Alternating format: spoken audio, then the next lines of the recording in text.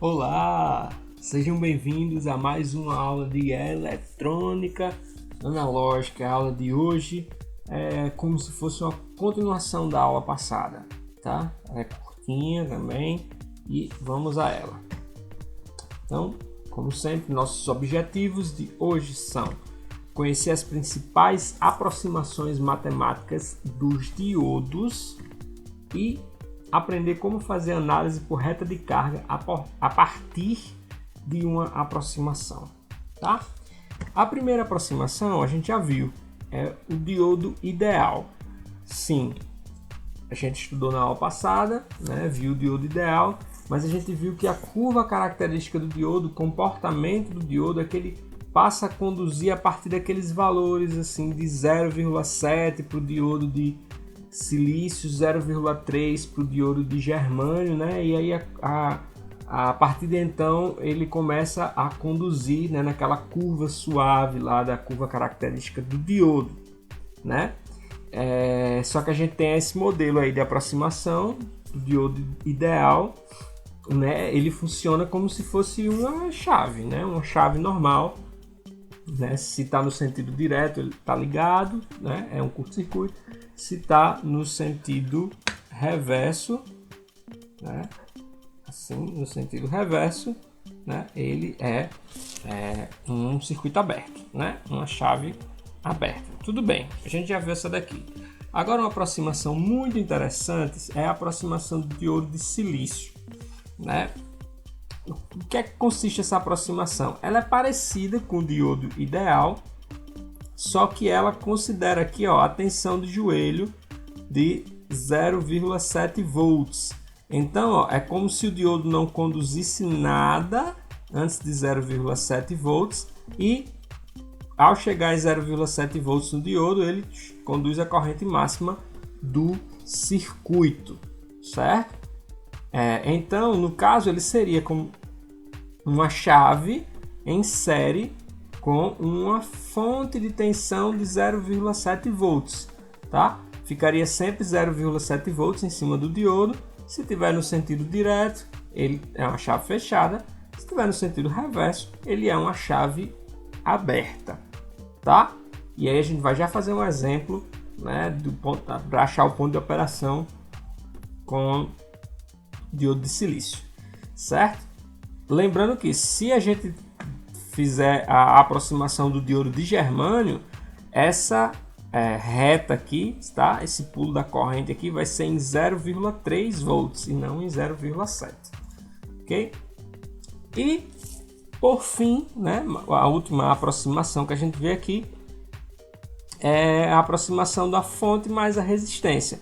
Ela é parecida, né, com a aproximação lá do diodo de silício, uma fonte de 0,7 volts em série com uma chave e em série também com um resistor, que seria a resistência interna do diodo. Se vocês prestarem atenção, ó, esse modelo aqui é o que mais se aproxima com a curva característica do diodo, né? Ó, ele tem um valor de tensão a partir do qual ele começa a conduzir e aí a corrente vai subindo, né? Nesse caso aqui ela segue uma proporção da resistência. Não é igual à curva característica, mas ele segue aqui, ó, olha só, bem mais parecido do que os modelos anteriores, né? O modelo do diodo de silício e o modelo ideal. Tudo bem? Então, vamos para um exemplo, tentar fixar melhor. Eu peguei o mesmo circuito da aula passada como exemplo, inclusive é o exemplo que está lá na apostila, tá? Uma fonte de 10 volts em série com um diodo de silício em série com um resistor de meio kΩ.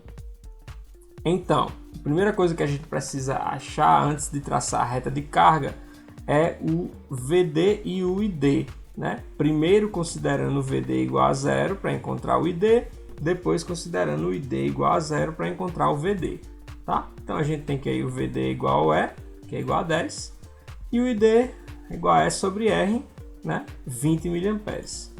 Agora, olha só, a gente mudou aqui, tá?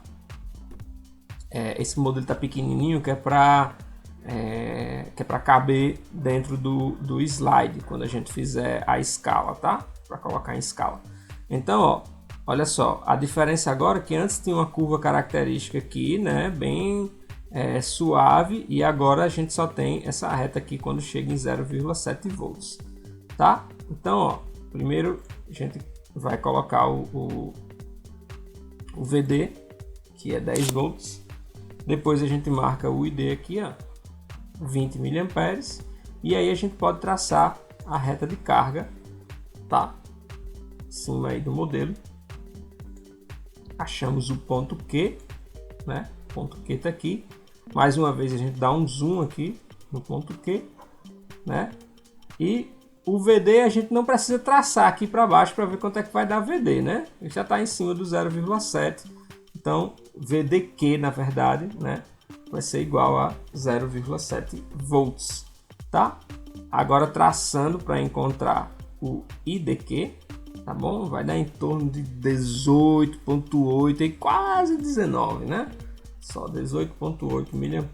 Então, voltando aqui, agora a gente tem o VDQ e o IDQ, né? Falta encontrar somente o VR. A gente viu, né? Pode fazer isso pela lei de Ohm.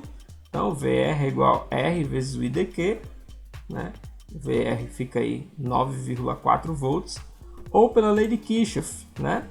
O VR é igual a E menos VDQ, 9,3. Então, deu bem parecido aí as tensões, né? Que nem no modelo lá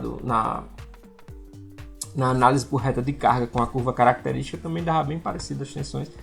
Professor, é para dar igual? É para dar igual. Mas essa diferençazinha faz uma grande diferença? Não. Né? Não por quê? Porque a gente está fazendo análise por gráfico. E a análise por gráfico sempre dá, né? Tem aquela interpretaçãozinha que pode, né, dar um pouquinho mais, um pouquinho menos. Então, está bastante próximo aqui, em torno de 9,3, 9,4 volts, ok? Então, resumindo, né, a aula de hoje falei que seria curtinha. Aprendemos alguns modelos de aproximação do diodo, né? E aprendemos como identificar a tensão e a corrente de operação a partir de uma aproximação. Professor, dá para fazer isso com a aproximação do diodo ideal e com a aproximação lá com a resistência em série também? Dá sim, dá para fazer a mesma coisa com a reta de carga, tá bom? Então, muito obrigado, Deus abençoe vocês e bons estudos. Tchau, tchau, até a próxima aula.